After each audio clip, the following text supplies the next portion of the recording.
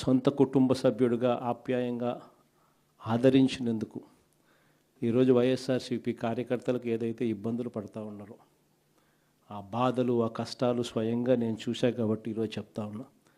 ఇక నెక్స్ట్ వచ్చే జగన్ 2.0లో మాత్రం పరిస్థితి ఉండదు అని చెప్తాను. మొట్టమొదటి పీఠం కార్యకర్తకే వేస్తా, ఈ మాత్రం ఖచ్చితంగా చెప్తాను. ఈరోజు ఎవరెవరైతే పోలీసులు, ఎవరెవరైతే అధికారులు, ఎవరెవరైతే మిమ్మల్ని ఇబ్బందులు పెట్టారో అందరి పేర్లు నోట్ చేసుకోండి. నేను చెప్తా ఉన్నా, మీరు నోట్ చేసుకోండి. ఒక్కొక్కడిని మాత్రం యూనిఫామ్కున్న వాల్యూ ఏమిటి అనేది వాళ్ళకి అర్థం కావాలి.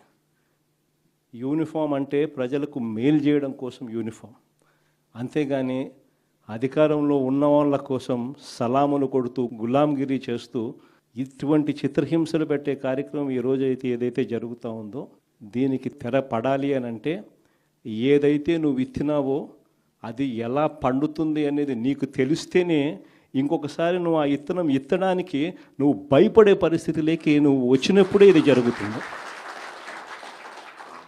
కాబట్టి ఈసారి మాత్రం ఖచ్చితంగా మెసేజ్ ఖచ్చితంగా పోతుంది.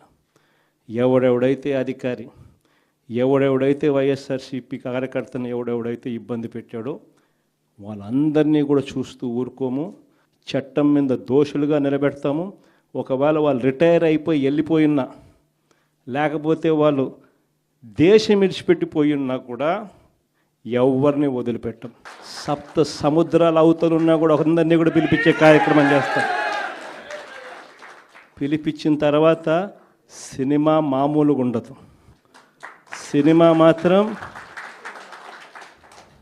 అదో లెవెల్లో ఉంటుంది. సినిమా మాత్రం ఈరోజు ఈ ప్రభుత్వం చేస్తూ ఉన్న పనితీరును చూస్తూ ఉన్నాం.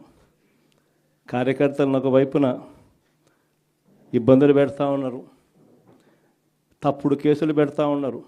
నేను ఎప్పుడు చూడలే ఇటువంటి రాజకీయాలు. తప్పుడు సాక్ష్యాలు సృష్టిస్తూ ఉన్నారు. ఏ తప్పు చేయకపోయినా కానీ కేసుల్లో ఇరికిస్తూ ఉన్నారు.